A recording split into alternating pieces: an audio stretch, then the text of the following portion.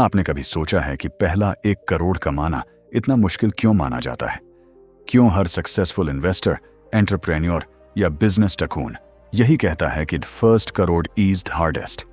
Charlie Munger ने भी कहा था, the hard part of the process for most people is the first $1000। क्योंकि जब आप जीरो से शुरू करते हैं, ना कोई बैकग्राउंड होता है, ना कोई शॉर्टकट। शुरुआत में पैसा कमाना नहीं, बल्कि मजबूत फाइनेंशियल बेस बनाना सबसे मुश्किल होता है। हम चार्ली मंगर को अक्सर सिर्फ वॉरेन बफेट के पार्टनर के रूप में जानते हैं, लेकिन उनकी अपनी जिंदगी संघर्षों से भरी थी। उन्होंने कम उम्र में काम किया, पढ़ाई की, लॉस एंजेलिस शिफ्ट हुए और बाद में जिंदगी के बेहद कठिन दौर का सामना किया।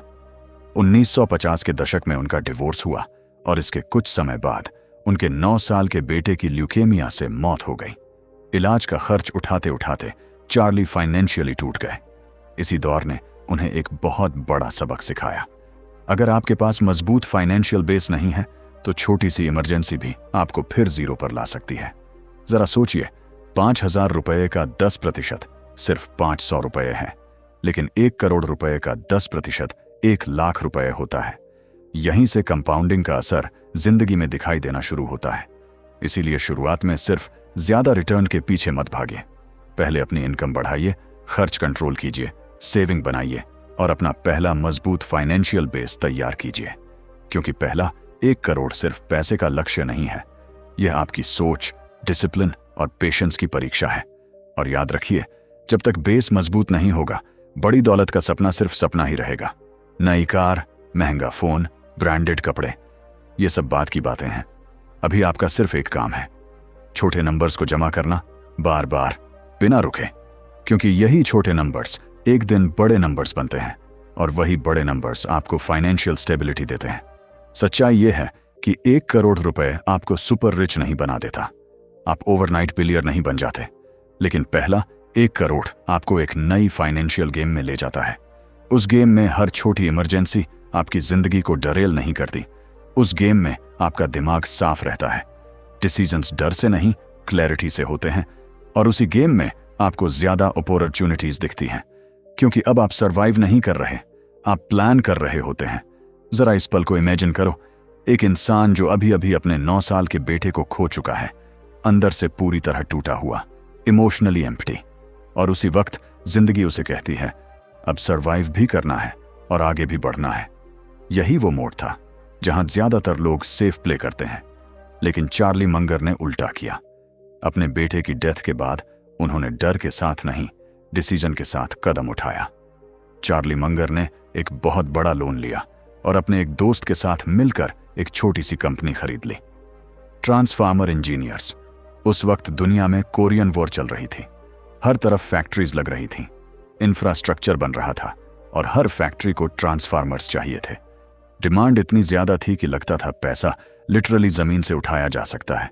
शुरुआत में सब कुछ परफेक्ट लग रहा था, ऑर्डर्स आ रहे थे, रेवेन्यू बढ़ रहा था और चार्ली को लगने लगा कि शायद यही वो रास्ता है जिससे वह फाइनेंशियल बेस बना पाएंगे। लेकिन असली जिंदगी हमेशा स्मूथ नहीं चलती। वॉर खत्म हुई, फैक्ट्रीज की ग्रोथ धीमी हो गई। अचानक हर कोई ट्रांसफार्मर बिजनेस में कूद पड़ा, कंपटीशन बढ़ा, कंपनीज एक दूसरे से प्राइस कट करने लगी। जो कल तक प्रॉफिट था, आज लॉस बन गया। और कुछ ही समय में सिचुएशन यहां तक आ गई कि इस पूरे इंडस्ट्री में कोई भी पैसे नहीं कमा रहा था। चार्ली ने अपनी तरफ से सब कुछ ट्राई किया, अपने पर्सनल एक्सपेंसेस काट दिए, ऑलमोस्ट मिनिमम लाइफ जीने लगे, लेकिन फिर भी कंपनी डूब गई। ये फेलियर सिर्फ पैसों का नुकसान नहीं था, ये उस इंसान के लिए और भी भारी था जो पहले ही इमोशनल पेन से गुजर चुका था। लेकिन यही चार्ली मंगर बाकी लोगों से अलग निकले। उन्होंने इस फेलियर को कर्ज नहीं बनाया, लेसन बनाया। और यही लेसन्स आगे चलकर उन्हें वॉरेन बफेट का पार्टनर और दुनिया का सबसे क्लियर थिंकर बना देते हैं। पहला लेसन उन्होंने यह सीखा कि लेवरेज लेना गलत नहीं है। जीरो से स्टार्ट करने वाला इंसान अगर लेवरेज नहीं लेगा तो बहुत धीरे बढ़ेगा। लेकिन दूसरा लेसन इससे भी ज्यादा इंपॉर्टेंट था। हर लेवरेज अच्छा नहीं होता। लेवरेज ऐसा होना चाहिए जहां अपसाइड बहुत बड़ा हो और डाउनसाइड लिमिटेड हो। ऐसा लेवरेज जहां अगर आप सही निकले तो जिंदगी बदल जाए, लेकिन अगर गलत निकले तो जिंदगी खत्म ना हो। यही सोच बाद में चार्ली मंगर की इन्वेस्टिंग फिलॉसफी की बैकबोन बनी। वह समझ गए कि असली खेल जल्दी अमीर बनने का नहीं है, गलत फैसलों से बचते हुए लंबे समय तक गेम में बने रहने का है। और यही माइंडसेट पहला 1 करोड़ बनाने में सबसे बड़ा रोल निभाता है। यहीं से कहानी एक और लेवल पर जाती है। पहला बिजनेस फेल होने के बाद ज्यादातर लोग लेवरेज शब्द से ही डर जाते हैं, लेकिन चार्ली मंगर ऐसे इंसान नहीं थे। उन्होंने फेलियर से यह नहीं सीखा कि लेवरेज गलत है, उन्होंने यह सीखा कि गलत लेवरेज जानलेवा होता है। इसी सीख के साथ 1960 में उन्होंने दोबारा लेवरेज का इस्तेमाल किया, इस बार रियल एस्टेट में।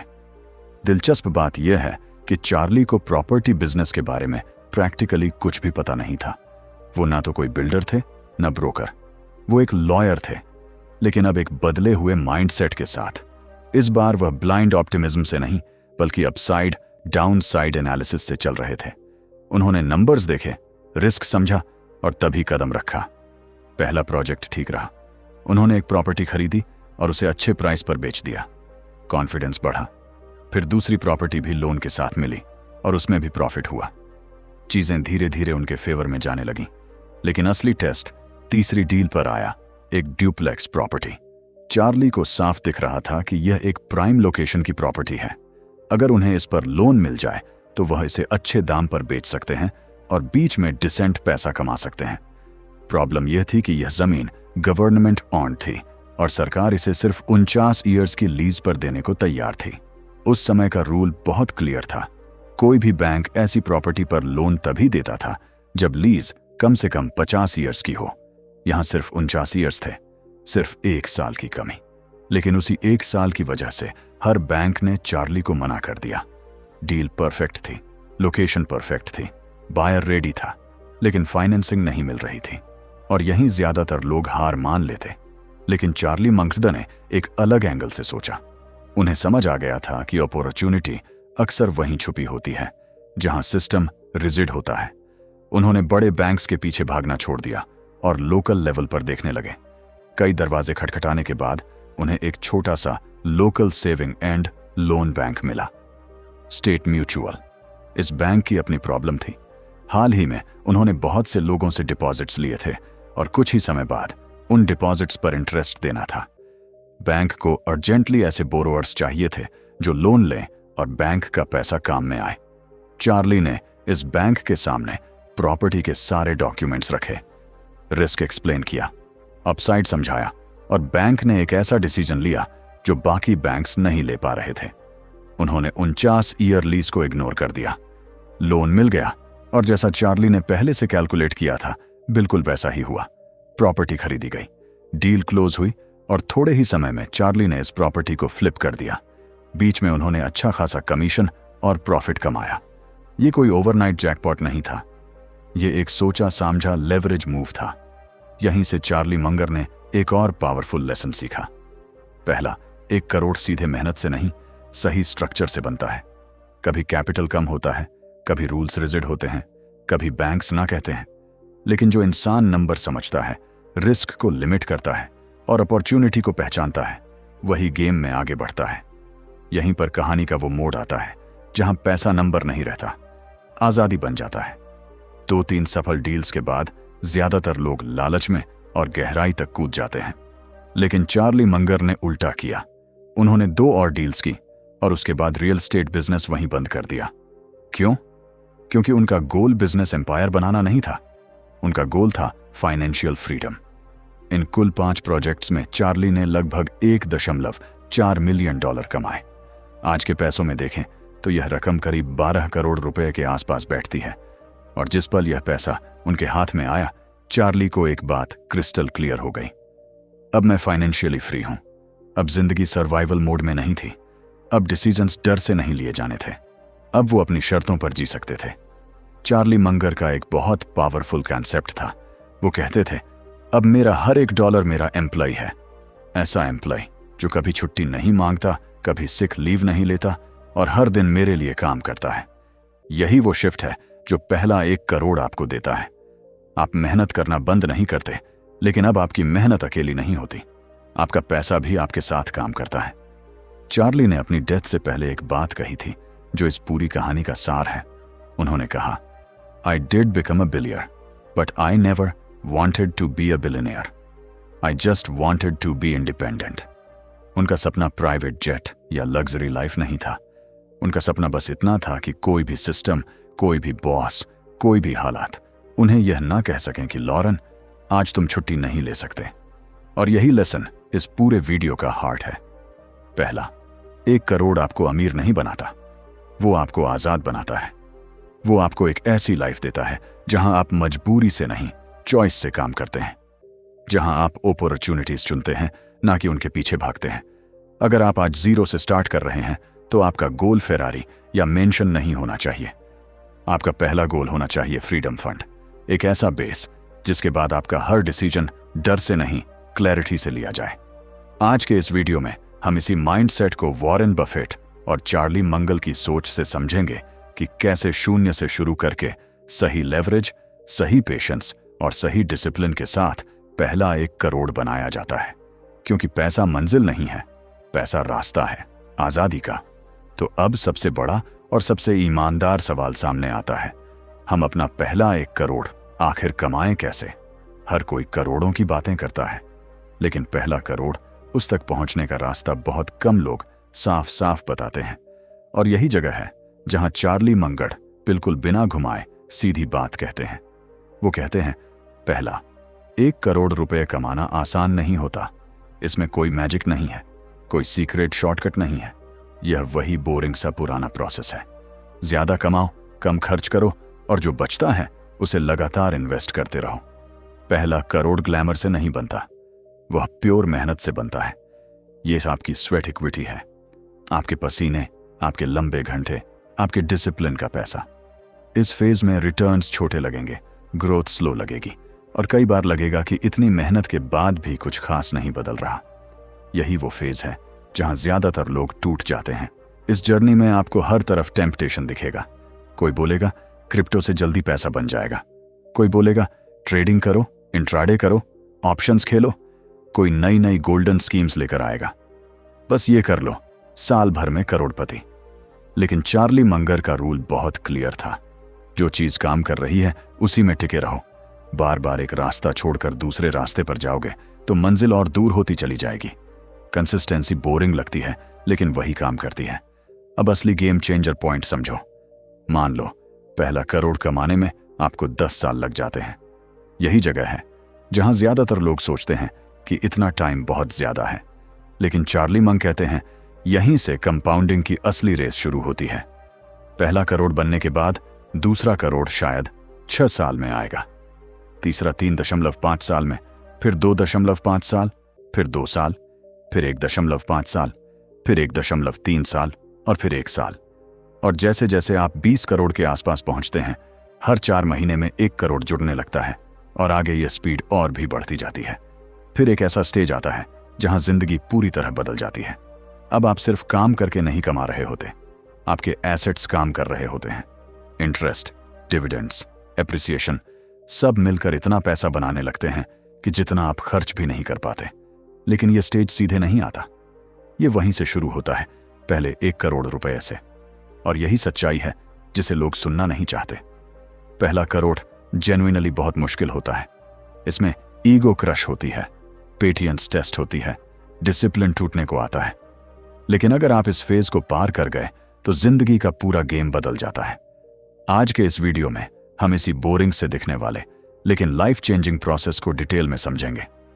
वॉरेन बफेट और चार्ली मंगल की सोच के साथ 0 से स्टार्ट करके, डिस्ट्रैक्शंस को इग्नोर करके और सही माइंडसेट के साथ पहला 1 करोड़ कैसे बनाया जाता है।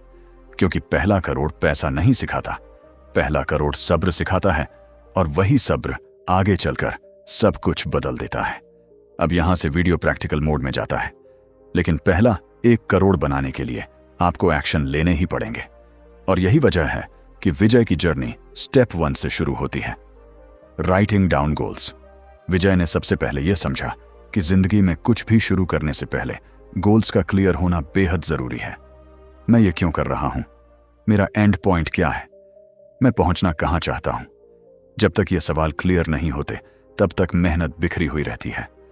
गोल्स को लिखकर रखने का सबसे बड़ा फायदा यह होता है कि वह आपको रोज रिमाइंड करते हैं, तुम टाइम पास करने नहीं आए हो, जब गोल्स सामने लिखे होते हैं तो मोबाइल पर बेवजह स्क्रॉल करना, दिन यूं ही निकाल देना मुश्किल हो जाता है। गोल्स खुद ब खुद मोटिवेशन बन जाते हैं। विजय ने रैंडम गोल्स नहीं बनाए। उसे यह बिल्कुल क्लियर था कि उसका गोल स्मार्ट होना चाहिए, स्पेसिफिक, मेजरेबल, अचीवेबल, रियलिस्टिक और टाइमली। अगर किसी गोल में ये पांचों क्वालिटीज नहीं है तो वो सिर्फ एक विषय, प्लान नहीं। विजय ने नोटिस किया कि जो लोग लगातार सक्सेसफुल होते हैं उनकी एक कॉमन हैबिट होती है, उस साल की शुरुआत अपने गोल से करते हैं और पूरा साल उन्हीं गोल्स के अराउंड डिजाइन करते हैं। बीजे ने भी यही किया। उसने अपना मेन गोल लिखा, 1 साल में 1 करोड़ रुपए कमाना। फिर उसने उस गोल को मंथली, वीकली और डेली टारगेट्स में ब्रेक कर दिया। उसे समझ आ गया था कि बड़े रिजल्ट्स छोटे डेली एक्शन से ही आते हैं। विजय का मानना था कि अगर आप अपने डेली स्केड्यूल में सिर्फ छोटे छोटे बदलाव कर दो तो लॉन्ग टर्म में मैसिव रिजल्ट्स निकल सकते हैं। देर से उठने की जगह जल्दी उठना, टाइम वेस्ट करने की जगह स्किल पर काम करना, ये छोटे डिसीजंस आगे चलकर बड़ा फर्क क्रिएट करते हैं। अब आता है step 2, money is a numbers game. Goal लिखने के बाद अगला सवाल था, इतना पैसा आएगा कहां से? यहां विजय ने इमोशंस नहीं, नंबर्स से काम लेना शुरू किया।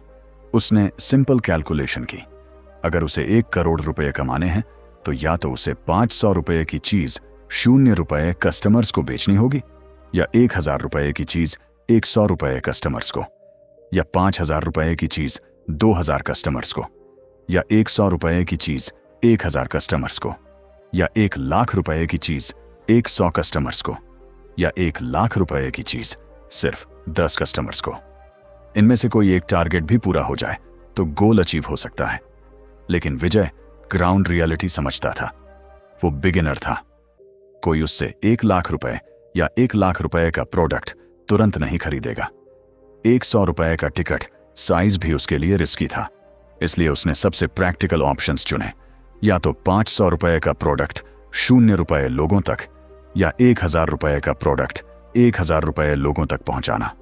अब असली सवाल सामने आया, मैं ऐसा क्या बेच सकता हूं जिसे लोग सच में खरीदना चाहें? विजय ने ऐसे प्रोडक्ट्स ढूंढने शुरू किए जिनकी डिमांड हो, जो सस्ते में बन जाए, जिनसे लोगों की रियल प्रॉब्लम सॉल्व हो और जिनके लिए लोग पैसे देने को रेडी हों। यहीं से एंटरप्रेन्योरियल थिंकिंग शुरू होती है। पहला 1 करोड़ लक्ष्य से नहीं बनता, वो सही सवाल पूछने से बनता है। आज के इस वीडियो में हम यही आगे समझेंगे, कैसे सही प्रोडक्ट चुना जाता है, कैसे नंबर्स आपके फेवर में काम करते हैं, और कैसे जीरो से स्टार्ट करके स्टेप बाय स्टेप पहला 1 करोड़ बिल्ड किया जा सकता है। क्योंकि पैसा इमोशंस से नहीं, क्लैरिटी और कैलकुलेशन से बनता है। अब यहां पर हम उस जगह पहुंचते हैं जहां ज्यादातर लोग गलती करते हैं, प्रोडक्ट के पीछे भागना लेकिन प्रॉब्लम को इग्नोर करना। Step 3, focus on the problem. इसी सच्चाई से शुरू होता है। अगर इस पूरे सवाल का सबसे सिंपल और सबसे पावरफुल जवाब हो सकता है तो वह यही है, अपने एंड कस्टमर की प्रॉब्लम पर फोकस करो, उस एक चीज पर जो उसकी जिंदगी को मुश्किल बना रही है। क्योंकि अगर एक इंसान को वह प्रॉब्लम है तो यकीन मानिए उसी प्रॉब्लम से जूझ रहे हजारों लाखों लोग और भी होंगे। पैसा प्रोडक्ट में नहीं होता, पैसा प्रॉब्लम के सॉल्यूशन में होता है।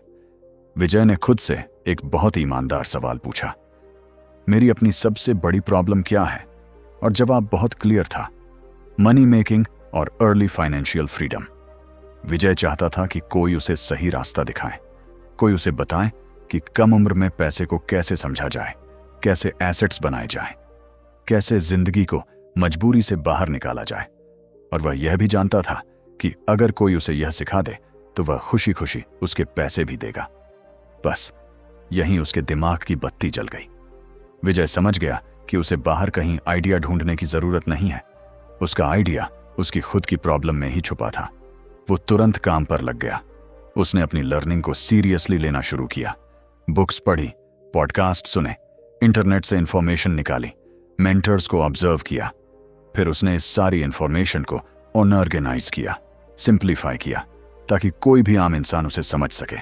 और इसी प्रोसेस से उसने अपना पहला प्रोडक्ट बनाया, how to achieve early financial freedom. अब उसने प्राइसिंग सोची। मान लो उसने कोर्स का प्राइस रखा 1000 रुपए। सिंपल मैथ थी। 1 करोड़ रुपए कमाने के लिए उसे 1000 कस्टमर्स चाहिए थे। लेकिन यहां एक ब्रूटल रियलिटी सामने आई। विजय बिगिनर था। ना कोई ब्रांड था, ना अथॉरिटी, ना ट्रस्ट। कोई भी यूं ही 1000 रुपए उसे देने वाला नहीं था। यहीं से आया असली खेल, ट्रस्ट बिल्डिंग। विजय ने शॉर्टकट्स नहीं ढूंढे। उसने पहले वैल्यू देना शुरू किया।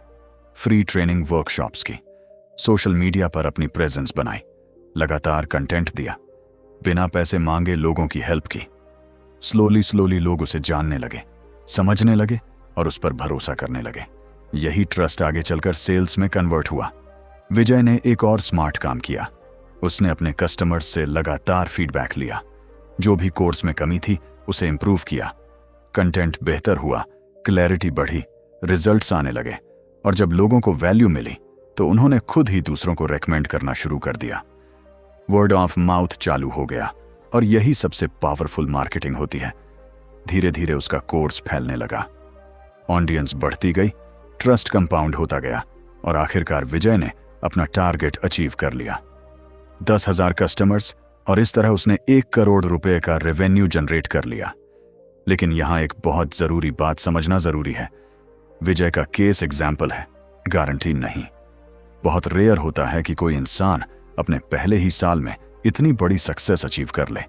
स्किल्स बिल्ड करने में, डिसीजन मेकिंग शार्प करने में, खुद को कैपेबल बनाने में टाइम लगता है। कोई भी अभिमन्यु की तरह मां के पेट से सब सीख कर नहीं आता। ओवरनाइट सक्सेस के पीछे अक्सर कई सालों की स्लीपलेस नाइट्स छुपी होती हैं। इसलिए मैं आपको कोई फॉल्स होप नहीं देना चाहता। हाँ, 1 साल में 1 करोड़ पॉसिबल है, लेकिन उसके लायक बनने में 1 साल काफी नहीं होता। I hope you get this point. Vijay की जर्नी से हमें तरीका समझ में आता है, टेम्पलेट नहीं। जरूरी नहीं कि विजय ने कोर्स बेचकर पैसे कमाए तो आप भी वही करें। अमीर बनने के रास्ते बहुत हैं और इसीलिए इस वीडियो में मैं आपको 12 अलग अलग रास्ते बता रहा हूं, जिनमें से आप अपनी कन्वीनियंस और स्किल के हिसाब से किसी एक पर काम शुरू कर सकते हैं।